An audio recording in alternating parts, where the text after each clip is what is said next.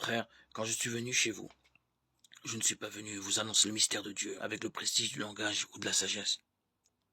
Parmi vous, je n'ai rien voulu connaître d'autre que Jésus-Christ, ce Messie crucifié. Et c'est dans la faiblesse, craintif et tout tremblant que je me suis présenté à vous. Mon langage, ma proclamation de l'évangile n'avait rien d'un langage de sagesse qui veut convaincre. Mais c'est l'esprit et sa puissance qui se manifestaient pour que votre foi repose non pas sur la sagesse des hommes, mais sur la puissance de Dieu.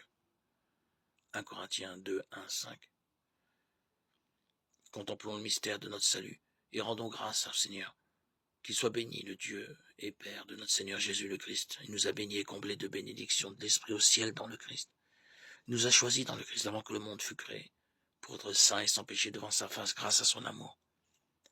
Il nous a prédestinés à être pour lui des fils adoptifs par Jésus le Christ.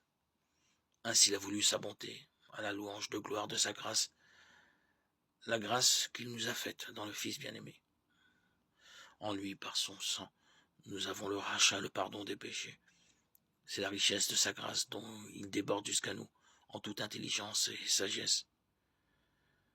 Il nous dévoile ainsi le mystère de sa volonté selon que sa bonté l'avait prévu dans le Christ, pour mener les temps à leur plénitude, récapituler toutes choses dans le Christ, celles du ciel et celles de la terre.